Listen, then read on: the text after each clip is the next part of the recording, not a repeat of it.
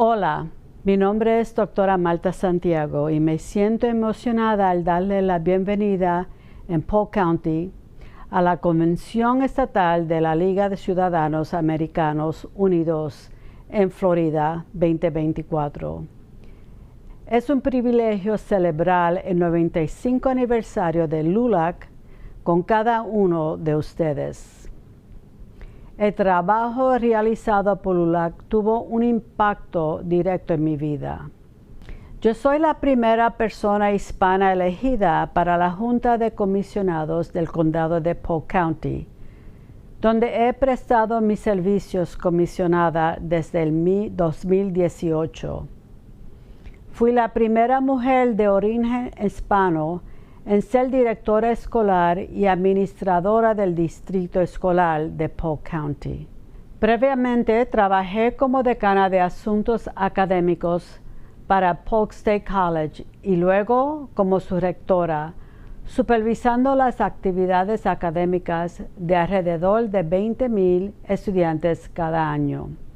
Entonces la pregunta es, ¿cuál es el papel que Lulac desempeñó en mi carrera? Ante todo, Lulac ha trabajado por los derechos humanos y civiles de los hispanos desde 1929. Esto nos ayuda a todos. En 1945, un concejal de Lulac en California demandó abiertamente al sistema escolar del Orange County para luchar contra la discriminación.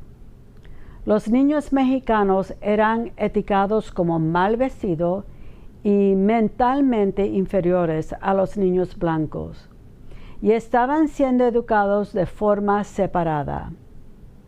Lulac ganó el caso e inmediatamente las oportunidades educativas fueron mejoradas para esos niños mexicanos. Me crié en Nueva York y cuando tenía 17 años, mi familia se mudó para Puerto Rico. Luego, en el 1980, me mudé para la Florida, que ha sido mi hogar desde entonces. Asistí a la universidad en Puerto Rico, donde me gradué con una licenciatura en educación primaria. Luego obtuve una maestría en educación en la Florida International University y un doctorado en liderazgo educacional en University of South Florida.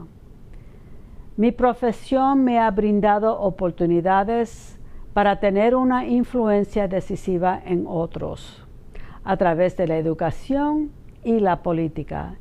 Y puedo hacerlo porque Lulac ayudó a personas como yo a tener acceso a una educación de calidad. La educación es mucho más que solo tener buenos trabajos. Literalmente, puede ser la diferencia entre la vida y la muerte. Estudios han demostrado que padres, especialmente las madres, que obtienen diplomas de escuela secundaria o universitaria, tienen efectos positivos para su familia. La influencia es tan fuerte que es conocido como el agente que cambia el futuro del árbol familiar genealógico.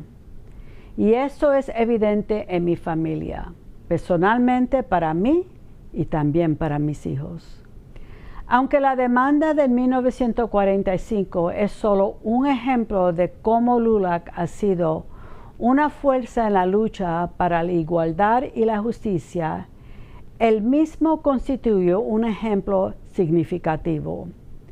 El 42% de los estudiantes de las escuelas públicas de Polk County son hispanos. Sin embargo, en Polk County el porcentaje de individuos hispanos mayores de 25 años sin diploma de estudio secundario era del 26.9%. comparado al 10.8% en los individuos no hispanos. Estos niños son el futuro de Polk County. Ellos pueden ser los líderes de mañana si nosotros hacemos más para ayudarlos a estructurar su vida de una forma feliz, satisfactoria y exitosa. Es por eso que en Polk County queda un sinnúmero de trabajo por concluir para los 135,000 voluntarios comunitarios de Lulac.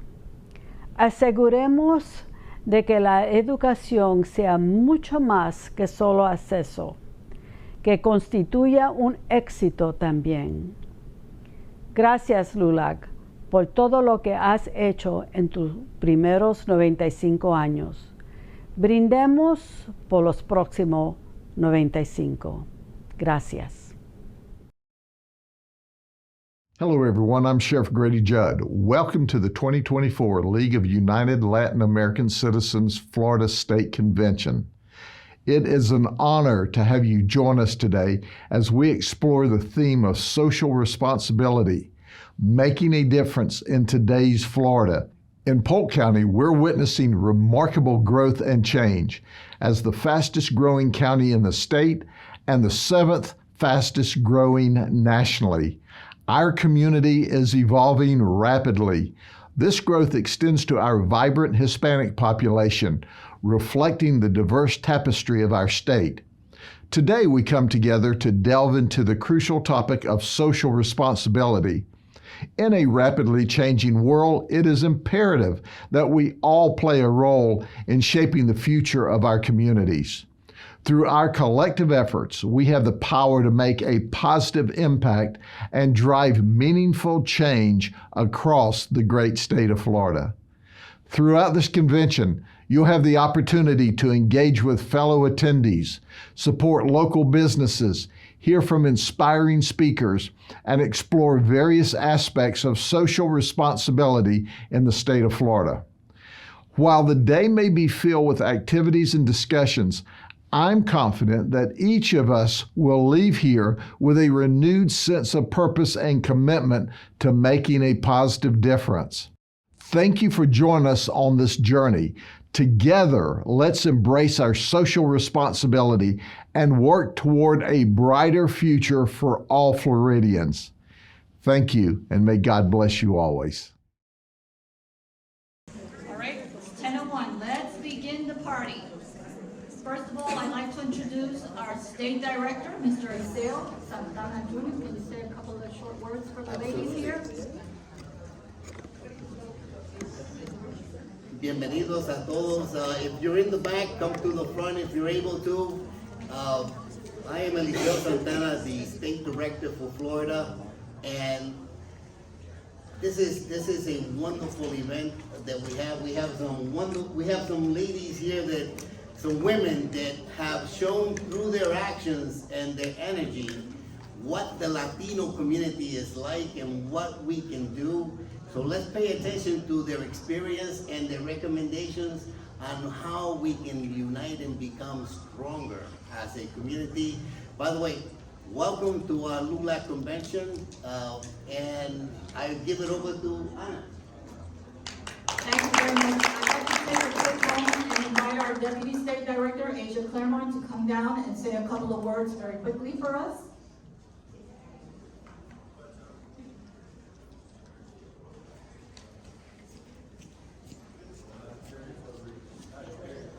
Good morning, everybody, and I'm so glad. Welcome again to our annual Lulac convention. Hopefully this is a journey of learning, and we can learn from this beautiful women here that's gonna give us some tools.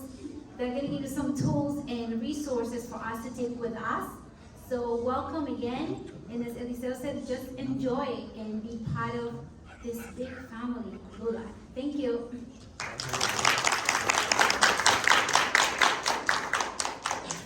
So let's begin. Our moderator for today is Ms. Adriana Erazo. Adriana's career has been dedicated to the hospitality industry, with time spent within the hotel and nonprofit industry, primarily in Miami. It was only natural that she would continue her career growth within the hospitality industry in her move to Winter Haven, Florida. Adriana worked at Lulac, Florida for almost 10 years, starting with sales, moving to operations, and ending her time there within product excellence. Now, as the market leader overseeing Cohatch for Lakeland, St. Pete, Tarpon Springs, and Tampa, permissions to bring small businesses, nonprofit organizations, freelancers, and corporate teams into the Cohatch workspace communities and watch their businesses grow. She loves using her passion as a connector to build relationships, strengthen communities, and make people feel special every time they come in contact with their location. I am a recipient of Cohatch. I received a scholarship for them, and that's where we hold our offices. So, welcome to the podium, Adriana Erazo.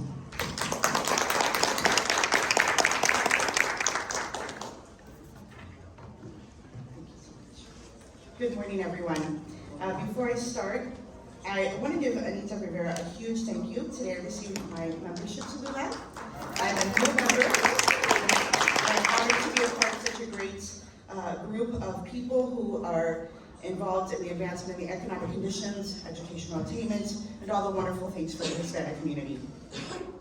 I've had the pleasure of meeting several of these lovely ladies within the panel, and today we're going to get to know a little bit more about them.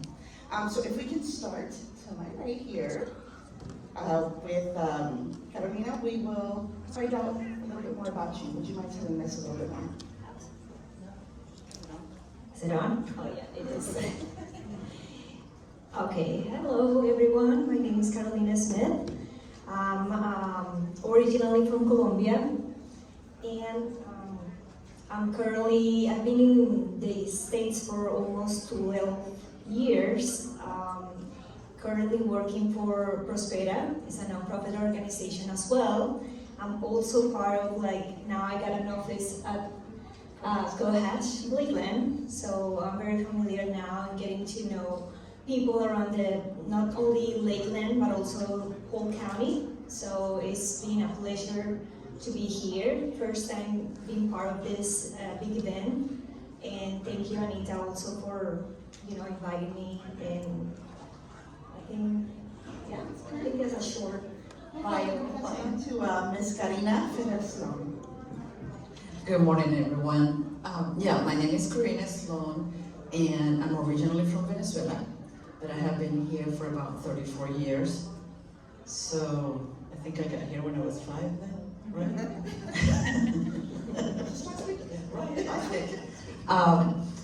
I came here to go to school, and then I just stayed. I never went back.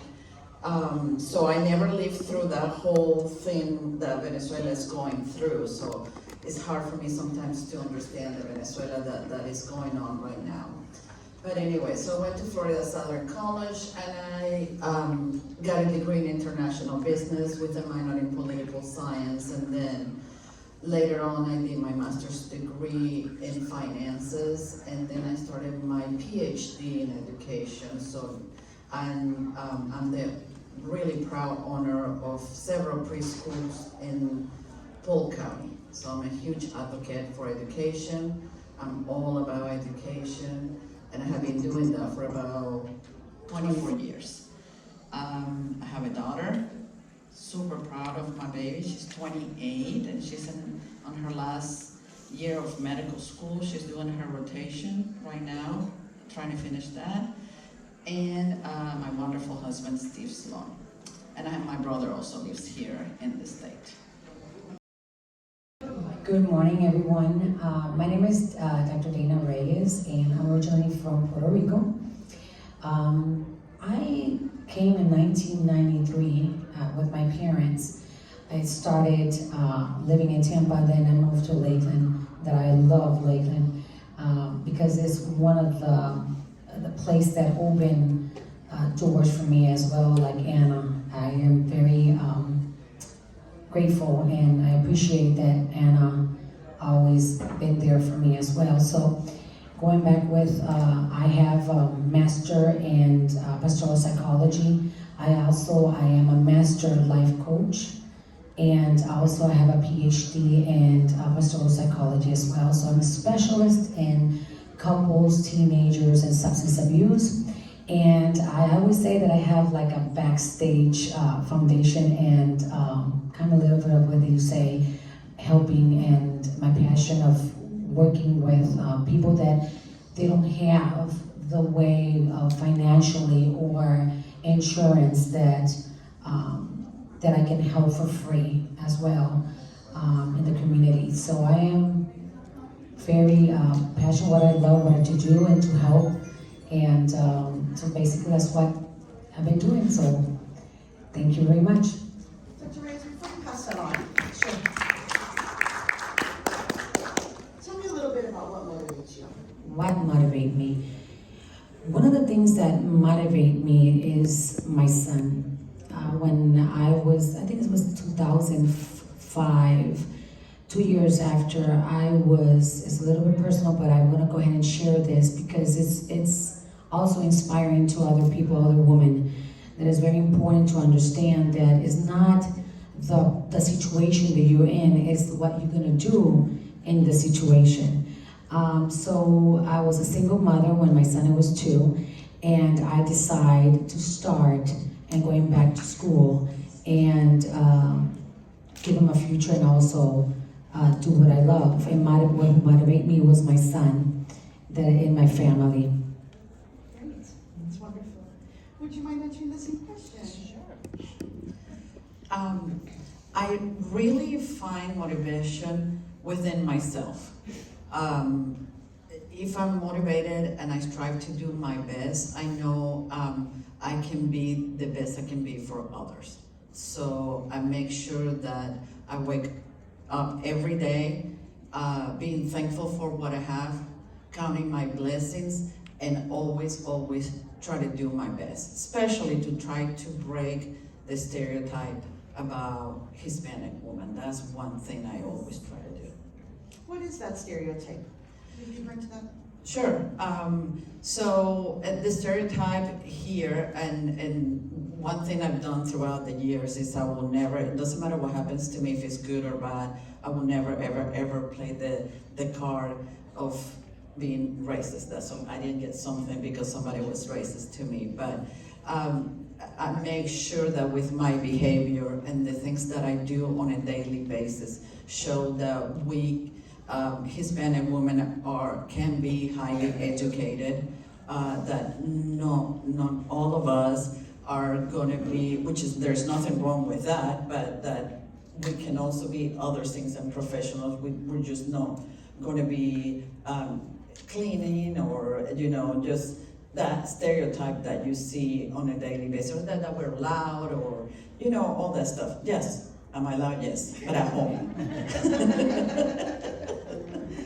It's fantastic. So that's what motivates me, to be better every day, and the people around me are proud that I'm a Hispanic woman in the community. Absolutely. Carolina, could you also tell us what motivates you? Absolutely. Well, I forgot to tell you that I'm not a mother. I am a stepmother. I have a stepdaughter. It hasn't been easy. It's like a new role for me. But I will say that what motivates me is I'm my own motivation. That's what, because I'm committed to my own success. I believe in pushing myself to reach my goals. In my case, I see challenges as chances of growth, not only personally, but also like spiritually and mentally and professionally. So I would say that that's pretty much like, also my determination keeps me going, knowing that those efforts, my efforts lead me to success and to become a better person as well. So that's pretty much my motivation. Yeah, so tell me a little bit about how that motivation led you to where you are today. Yeah, so I will say, like in my case, to be persistent, like that's what it keeps me going. And also like don't give up too soon when it comes to confront these like challenges or those barriers, or and how to like keep my positive mindset. That's what I guess keeps me going. I don't know if I answered your question. Yeah, absolutely. Feel free to pass it on. We'll find out a little bit more. Same question? So, same question. Yes. Okay. Well, I have to say that what took me here on a personal, I have two things. On a personal part of it is I grew up, of course, growing up in Venezuela is, or was, I don't know anymore, a very male-dominant society. And that's what I saw at home, and for some reason I never liked it. I knew there was somewhere out there that it didn't have to be that way, and I wanted to break that cycle. And so that, I absolutely love married life, but my way. Know that I am owned by somebody, or that I have to ask for permission, or that can I buy this? So that motivation, the inner self that I have to can do better every day, took me to where I am right now, to break that cycle that you saw within the women in my family. On a professional level, it's very similar because when I worked in corporate, which I worked many years for Geico, an amazing company, I believe that I learned more there than I did in college. I was the team leader for mainly women. And I don't know if you guys are familiar where Geico is. It's really on the outskirts of Lakeland back then, about 30 years ago. And there was nothing out there. And a lot of women had to leave work, they had to choose. I either stay here and I cannot take care of my children because when they call me, my kid is sick and I have to go, or I abandon my children because I don't have anybody to help me, there's nothing around. And that really bothered me, and I said, there has to be a better way to do this. Why can't we do both? And it took me a long time also to have children because of that. So that's where the whole idea came in of opening preschools, catering to these parents. So, and there were many complaints such as, well, I have to pay for a whole week even if I don't use the whole week. So nowadays I have part-timers only for the days that you need to use. Well, I have to get here at 6 and nobody's gonna open early. Well, I open at 5 in the morning. So all these things were in my head, although I love my job and I absolutely love Geico. That's what led me to get to what I am today. It's beautiful. Thank you. Same question. Same question. So what I lead me is, I believe it always say that it's what my passion is, knowing what you want in life. Because if you don't know what you want, it's not going to lead you anywhere. It's very simple. It's very important to understand where and when and where I'm heading and what I want. Because if you don't want, you don't know where you're going to go, right? Where's your GPS? It's going to be a go around. So it's very important to understand who you are, where you want to go, and go through and make that action. Because if you don't, you have dreams, and you can have a lot of dreams. And I always say to my son, you can have a lot of dreams, but is it always going to be your dreams here? If you don't put it in your hands and make it an action, it's still a dream. So purpose is one of the things that make me where I am, that I know where I am, the passion that I have to help others. And that's why I become a psychologist, because I love and I have compassion to love others, to know the other person, empathy, the pain of others, and someone needs to do it. So it's very important. That's where I am here, for the purpose. So talk to me a little bit about a moment where maybe someone said no, or you had to overcome rejection, or just in general, having someone say no to your plans, your ideas, your thoughts. But I love that question. One of the things that in 2015, I was telling Karina about this, that in 2015, when you go out of the college, just for the students that are here, you start like, do you wanna help everybody? You wanna do what you wanna do, right? That's your passion. And I remember I knock a lot of doors.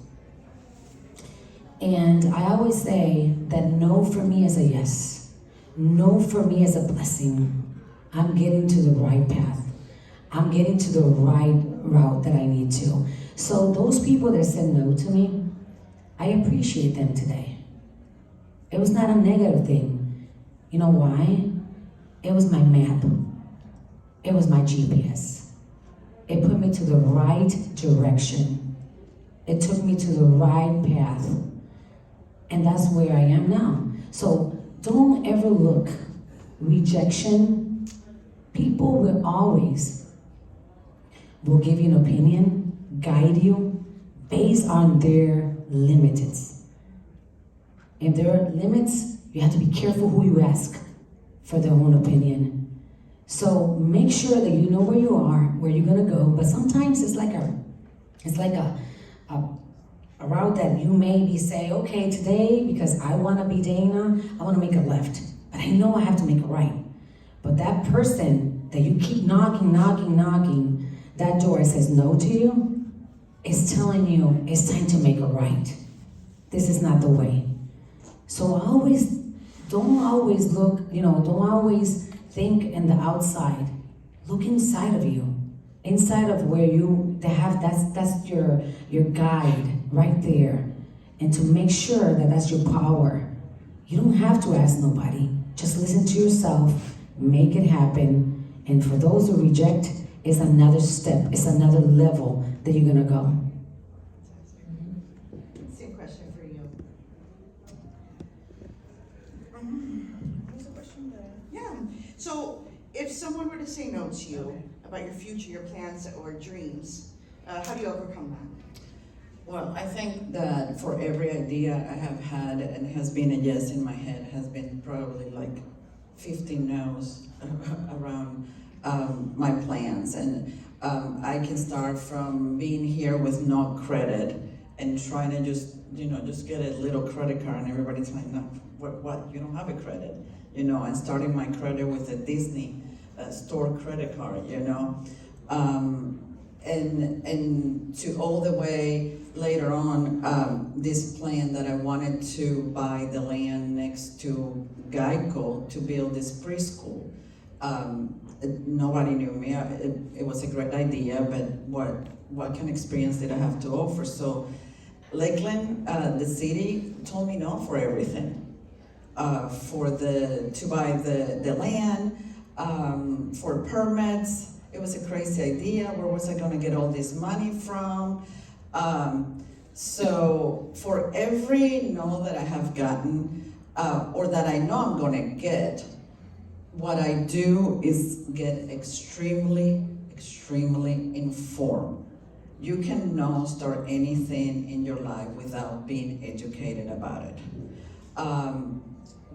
For me, doing business plans, showing them that although I have not done it, you're not going to tell me no, because I am well informed and I know where I'm going with that. So that's basically what I do with the no. Just for the younger girls, dreams are great, but you have to be educated about it, even if you don't know what that is about. Carolina, the same question for you. Thank you. Okay, well, in my case, it was not necessarily a person who said, no, you're not allowed to do this, no. But in my case, it was more like circumstances and situations and maybe opportunities that were not available back then in my life or during my life. And also after, how did I overcome that rejection was after going through my own process of analyzing, understanding, and overthinking why. Like why those, they close those doors for me. Like why is this happening if I did everything right? And having a hard time understanding what was happening to me if I did everything right and correct. So after going through that process, I think I decided to focus on moving forward with a positive mindset that keeps me going and just seeking solutions. And that's how I understood how I overcome those rejections. in life, I guess, and that's pretty much. It's very inspirational today, ladies. So, for those women in the audience, what would you tell them about following their dreams or their goals? Well, I will say, and I became a little bit repetitive here, but I think in just persistence. I think don't stop. Like if you have in mind, like I want to do this, and you project that, and you have it clear. You just had to, first of all, don't stop. Just keep going and push forward and move forward until you accomplish your goal. And what I forgot, what was that? So for the women within our group and our audience here today, they all want to know, what are some great advices or pieces of thoughts that you have about achieving and accomplishing their goals? Yes, yeah, basically that's what I was going to, just positive mindset and keep strong, keep focus on your goals, and I guarantee you can accomplish that if you have that positive mindset. Don't let those barriers or those bad situations let you down, because that's what is gonna stop you to, going through your path, and that's. Yeah. Same question for you.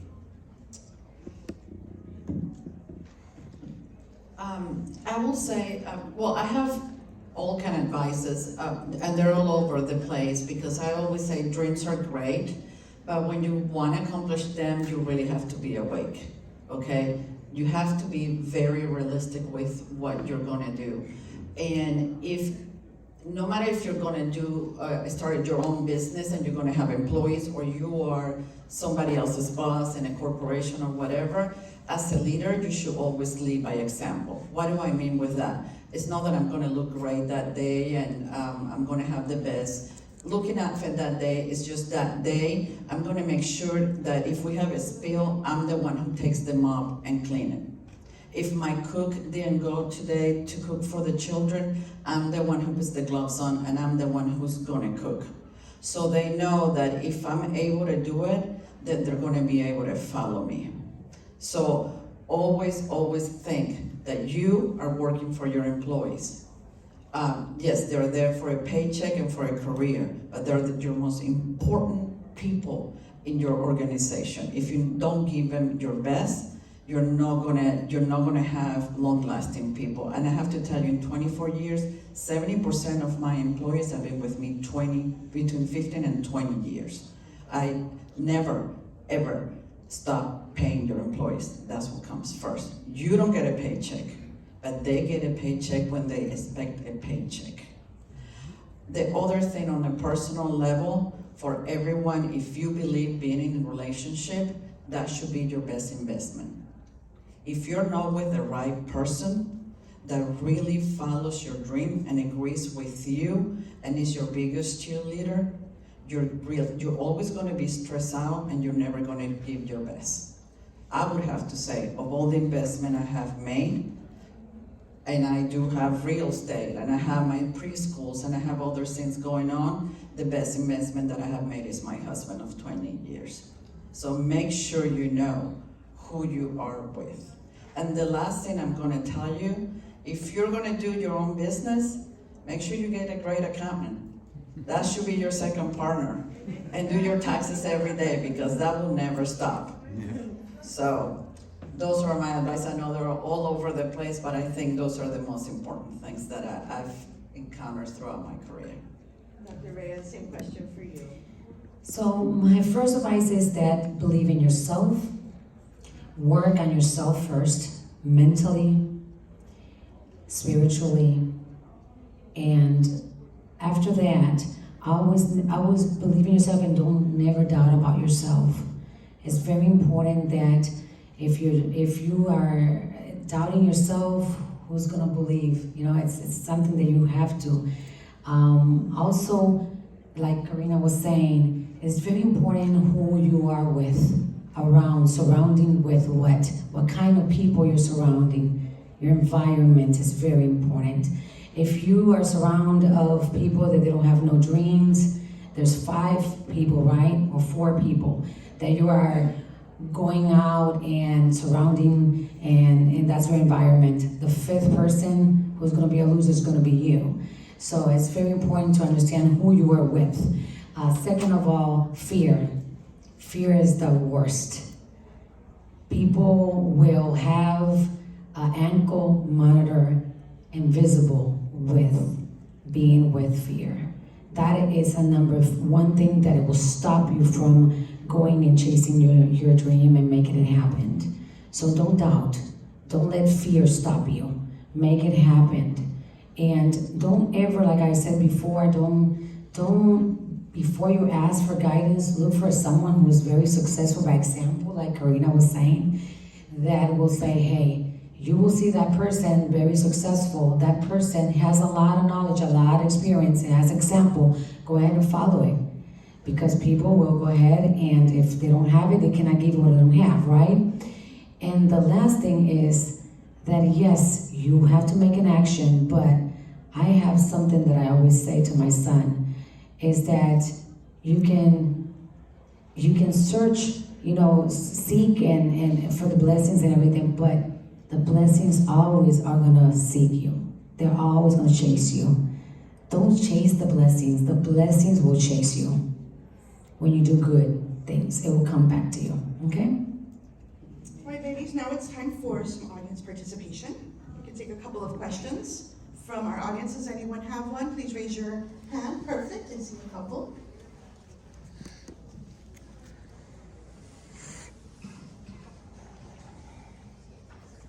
Hi, how are you? My name is Octavio Hernandez. I'm a teacher at Davenport High School, and I like to empower my students all the time, especially my female students. I always try to get them empowered. But being Hispanic and being immigrant, the Hispanic culture has a thing about women staying at home and being motherly and not chase their own dreams and being independent. And also being as an immigrant as well, because all my students are not, they're born here, so they're also fighting that stigma of, them being immigrants and that perception that a lot of people have about them. Going back and knowing what you know and what you've gone through, what would you recommend to my students, because some of them are here, how would you recommend, especially my female students, to how to become independent and how to fight that fear of everybody telling you that's not the right thing, or no, they'll stay at home and find a good guy, and say, that old school mentality, how do you recommend them going about it without getting any kind of fight back or pushback from the families, because we know how it is, and that is a very difficult issue, the cultural values that we have.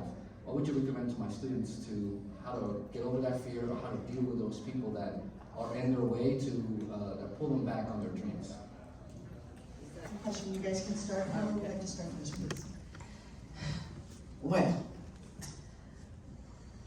you're gonna get that pushback from your family, and that's something that there is nothing that you can do. It's really what you want. And let me tell you, if what you want is stay home and cook and raise children, that's amazing. And I do cook every night, and I have raised children, and I've done it. So I don't mind either one. But you really have to know what you want. And my young ladies over there, and you know that we all have that ugly chismosa tia, right? The one that is always there. Don't pay attention to her, block her. She's no good, it's okay. What I'm telling you is love the people that loves you. Do not love and listen to people because they're your blood, okay? Go forward with your dream. You're gonna be fearful, and that is okay. I've been afraid many times. I used to own a 7-Eleven, and there was no one day I was not afraid of going there. But you know what? Everything passes in life.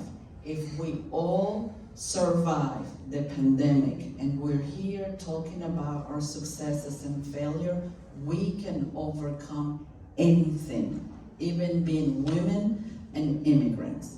So just go for it. One of the things that I want to tell them today is that you guys are in front of a person that had a family that I was raised in a not a good environment. And it was sometimes negative and sometimes it was positive. However, it's very important to understand that yes, we were raised this way, but I'm not gonna blame the way that I was raised. It's my responsibility now to break that pattern. If you don't break that pattern, it's on you. We have to stop blaming where we come from, what happened to us. That is something that is not gonna take you anywhere. So the most important things and the advice that I will give them is that break that pattern. If I did it, you can do it. You're not gonna go through that.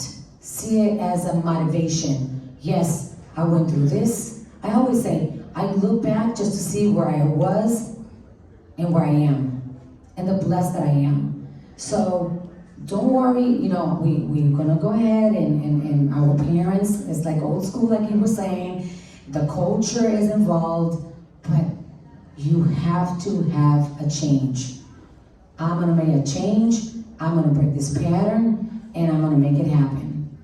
And fear in one side, because like I said before, fear is just something that is gonna stop you from the dreams and the goals that you wanna do it.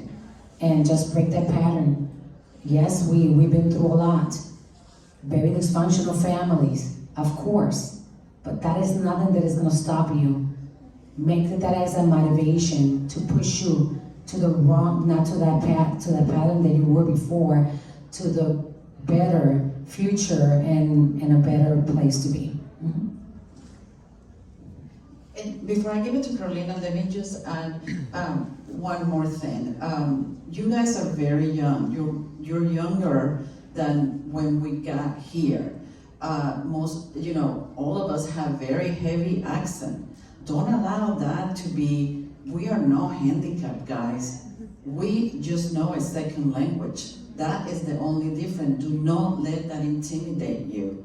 And always, always respect your culture. But like Diana said, respecting it, but breaking those cycles. Yes. Well, you just say something that I was. No, because like right now, in what Diana was saying is the fear. At least for me, as you can notice, probably I'm like a little bit nervous and all of that because I'm not used to big audiences and talking in public. That's something I need. It takes practice. It takes time to get over it, and I'm still like going through that process. So is the advice Diana said is how to break it down. So how to learn from that and like implement it later on to just overcome that fear. And in my case, coming from like when I came to this country, I came as I'm doing this program for working with kids. So I have a variety of experience from working with kids, with children. Working in the restaurant industry, sales, like doing a little bit of everything, and the language barrier was my fear. I was not able to communicate that well, and that I limited myself from, talk to people and get to know them and all of that. So it takes time, but in my case, it's just keep going and like don't let the fear let you down, because it's Perfect. Thank you so much. I think we have time for a couple of other questions. I saw a couple of hands raised. Hi, my name is Ellie. I'm with Safety First Pro Services. We do services for training, bilingual, and construction. As we know, very hard, women construction. So I faced so many no's, so many, no, this is not for you, grow up in construction, training, whatever, right? So most Latinos, especially Latinos, the index of incidents in death is more Latinos because we don't understand the English, we don't know, we don't educate ourselves. This is in my part, right, in construction. I want to ask you guys, in your area, are you guys, because I started like about 10 years ago, but until now, the numbers is still high. That's what I try to do, like, okay, our people, hey, we need to do better. We Latinos, we need to get together. For you guys think that until now, you guys still see people in your area, you know, like that, don't get what they need to get better. Oh, definitely. And it's a battle that I encounter every day, especially in my field. And Anita has made sure that, I guess I'm known as the Venezuela ambassador for jobs. So I get a lot of Venezuelan, a lot of Cuban ladies, and it's very frustrating, to tell you the truth, that I have teachers who've been with me, and they're amazing teachers. They were amazing. They were teachers in Venezuela with doctorates and masters and everything. But they're here and they're comfortable and they still have not learned the language. So in that aspect, I'm very black and white when it comes to that, because I tell them, listen, I find extremely disrespectful that you chose to come to this country. Nobody invited you, okay? Nobody told you, can you please come over here and work? No, you chose to come to this country and you still don't speak the language. It is extremely disrespectful that you haven't even tried. You are expecting for everybody to speak to you in your language. So I do a lot of workshops for my teachers. I do meetings in Spanish and I do meetings in English. So I have to divide all that.